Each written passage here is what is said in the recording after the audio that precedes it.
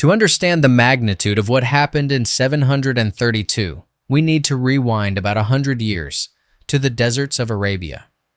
In the early 600s, the teachings of the Prophet Muhammad unified the tribes of Arabia into a powerful new force, Islam. In just a few decades, Muslim armies swept across the Middle East, North Africa, and into Spain. It was one of the fastest expansions in human history. By the year 711, Islamic forces had crossed the Strait of Gibraltar, crushing the Visigothic kingdom and establishing Al-Andalus, or Muslim Spain. Cities like Cordoba and Toledo became centers of wealth, learning, and power. The Umayyad Empire was not just a military powerhouse. It was a civilization of art, science, and architecture that stunned the known world. Its soldiers carried both the sword and the scripture, believing their victories were part of a divine destiny.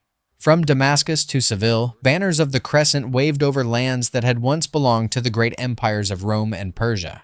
But success breeds ambition. The Umayyad Caliphate, which ruled from Damascus, now looked north, across the Pyrenees Mountains, toward the rich lands of Gaul. Meanwhile, north of those mountains, things looked very different. Europe was a patchwork quilt of small kingdoms and feuding warlords. The Roman Empire had fallen centuries earlier, and chaos filled the vacuum. And yet from that chaos rose a man whose name would echo through time, Charles Martel, a skilled general, the mayor of the palace of the Frankish kingdom. In modern terms, the power behind the throne. He wasn't a king, but he ruled like one. Martel's world was one of uncertainty, famine, raids, and fragile alliances held together by sheer will.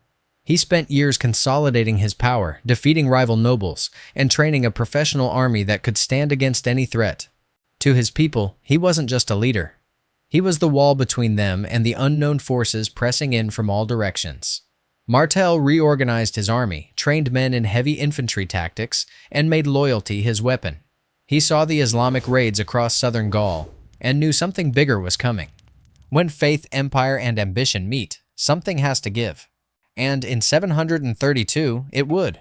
In 732, the Umayyad governor of Spain, Abd al-Rahman al-Ghafiqi, led a massive expedition north. He wasn't out to conquer all of Europe, at least not officially.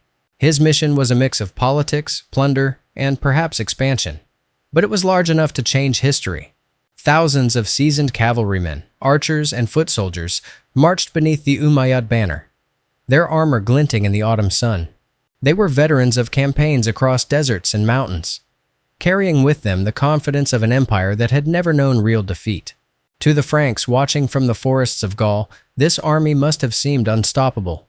A storm rolling out of the south. The Umayyads swept through Aquitaine, devastating towns, and defeating Duke Odo, the local ruler. Desperate and outmatched, Odo turned to his old rival for help, Charles Martel.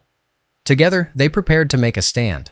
Martel's army, a mix of veteran soldiers and local levies, took position near the city of Tours, on high ground surrounded by thick forest. He had one major advantage: discipline. The Franks didn't rely on cavalry. They fought on foot, shoulder to shoulder, shields locked tight.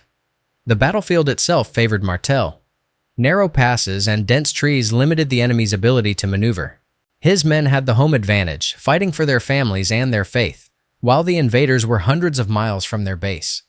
Still, the Franks knew that if they broke even once, Europe's door would swing wide open. "We'll hold the line," Martel is said to have told his men, "as long as God wills it." For nearly a week, the two armies stared each other down, neither wanting to make the first move. Then, the Umayyad cavalry charged. Wave after wave of Muslim horsemen slammed into the Frankish wall of shields. Each time, they were driven back. Martel's troops refused to break formation, fighting silently, methodically, their discipline beating back speed and fury. The noise must have been deafening. The clash of steel, the screams of men and horses, the unending rhythm of shields meeting blades. Some chroniclers wrote that Martel's men stood like a wall of ice, immovable even as the earth shook beneath the cavalry charges. Hours passed, and still the line held, a test of endurance as much as courage. As the sun set, chaos erupted. A rumor spread that the Umayyad camp, filled with loot from previous raids, was under attack. Thousands of soldiers broke formation to rush back, and in the confusion, Abd al-Rahman was struck down. When dawn broke the next morning, the battlefield was eerily silent. The Franks stood ready for another assault, But the Umayyad army was gone. They had retreated south back toward Spain. Martel didn't pursue them. He waited, cautious and deliberate, unsure if it was a trap. When scouts confirmed the withdrawal, the Franks realized what they had done. They had defeated the mightiest army of their time. The victory wasn't loud or celebrated that day. It was quiet, cold, and heavy with the weight of history. One battle, one night, and the map of Europe would never be the same again. Charles Martel's victory at Tours became legend almost immediately. Contemporary chroniclers called it a divine miracle. The moment Christianity held its ground against the Islamic world. To later generations, it symbolized the saving of Western civilization.